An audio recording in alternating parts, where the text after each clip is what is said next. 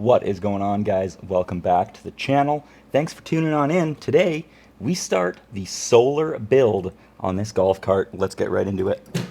Before we even do anything solar related, even doing the research on anything solar related, we've got to get the battery system optimized, cleaned up, and working functionally, or to make sure it works functionally. So we're just going to kick things off by removing stuff that's in the way. Take off the sunshade. We got to take off the seat because I don't want to continually have to hold this thing up and there's no pry bar or anything. Okay,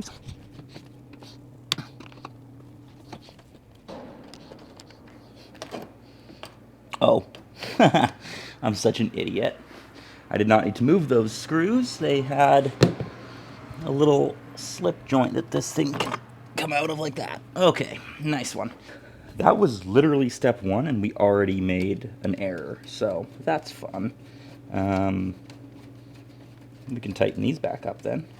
So I quickly discovered that battery acid isn't super fun to get in your hands. So we got some gloves. We sprayed everything down. I'm just going to try and clean up some of this corrosion, get that off of there, and then start essentially loosening all of the terminals and seeing what we're working with. So, oh, that battery just isn't even secured down. That's fun. Okay, corrosion's off. Now let's work on pulling some of these terminals. It's not an 11 mil. Cannot find a 12, so let's see if it's a 13, hopefully 14.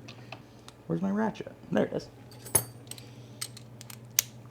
I'm going to take each one off and then wire wheel the connection and the terminal.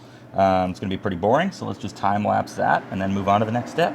It is a new day. I found what we were doing the other day was super boring. All I was doing was cleaning every single terminal with a wire wheel, baking soda, and water to get off as much of the corrosion as I could. So hopefully we just sped through that and gave you a little time lapse. But then what I did and forgot to film was I cut off some of these battery lug connections here.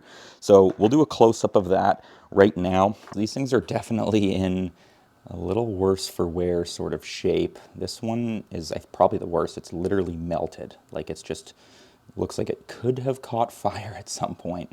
And then ones that aren't melted are still really, really bad shape. The amount of corrosion and stuff that's on that wire and on that battery lug crimp is just really, really bad. I don't know what all of these connections were actually for. Obviously head and tail lights, one was power and negative coming from the battery charger inlet. This is the one that was obviously so bad I was just trying to measure the gauge of the wire and then it literally just fell apart on me. It just broke. So that wasn't ideal, and the same thing happened with this one. So we're going to replace all these right now with these.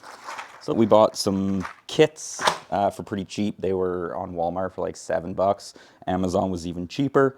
And then more to unbox. I was at Home Depot anyway, picking up something else. These were 10 cents each just to get all new nuts for the battery posts. So then that way I didn't have to clean and suffer through cleaning up those. And one of the nuts was actually melted. Let me find that nut. That's crazy. That's such a bad sign that I don't... it's not even like it's stripped or anything. Literally something has caused that nut to melt. All right, so first one's crimped on. We're gonna move to the next here, keeping things easy, another 10 to 12 gauge line. So first we'll strip how much we need off of it.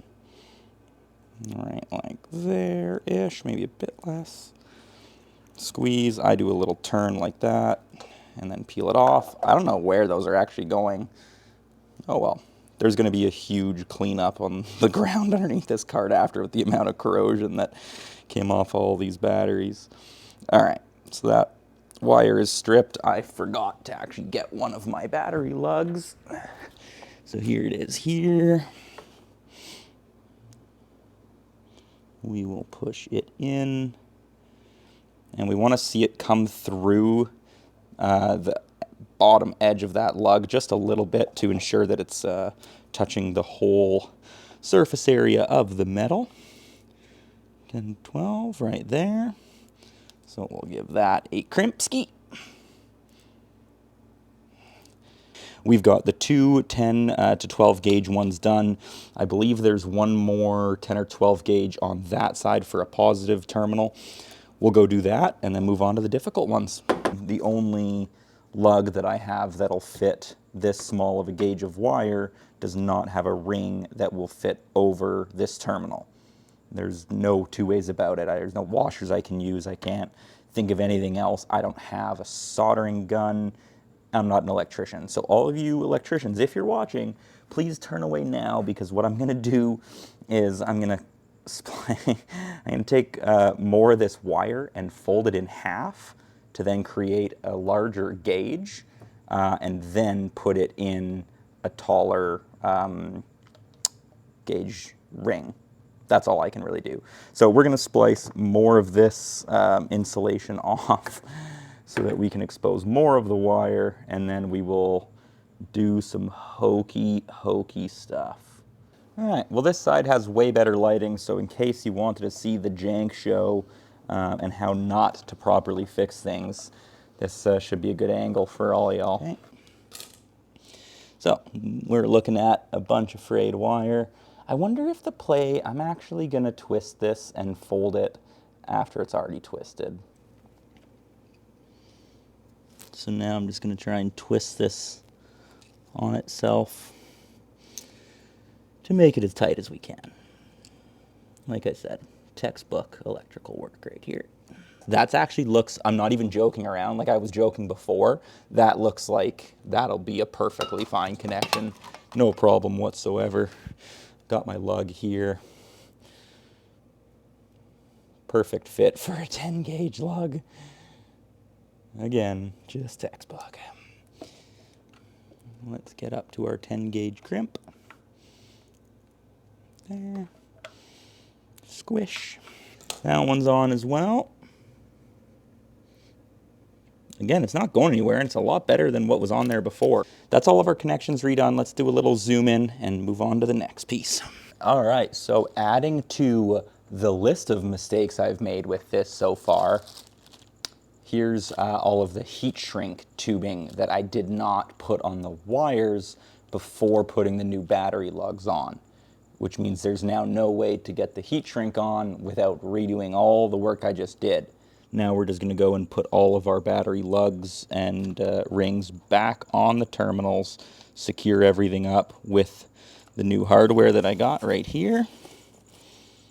Bingo. I mean, even though a couple weren't done necessarily correctly, it still looks pretty good.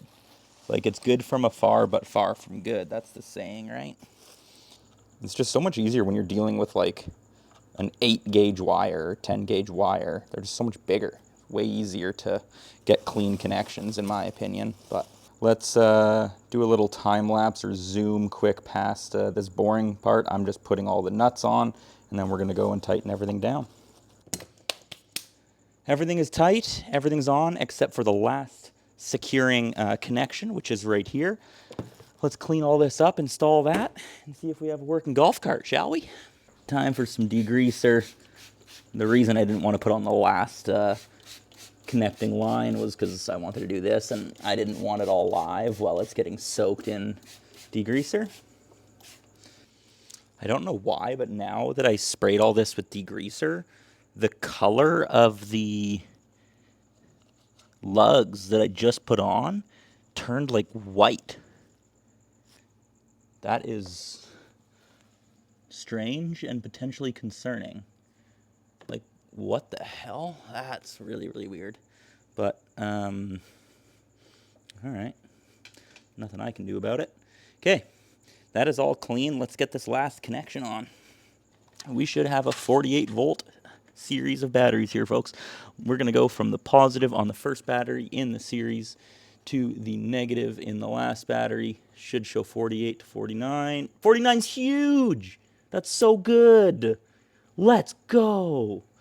All right, folks, that means we have a fully functional battery system again. This cart should boogie. It should be able to do over 20 miles an hour and should be able to hold a charge for a good period of time.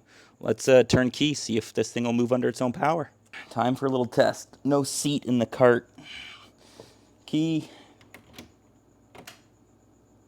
I hear on. I hear full charge. Let's test headlights.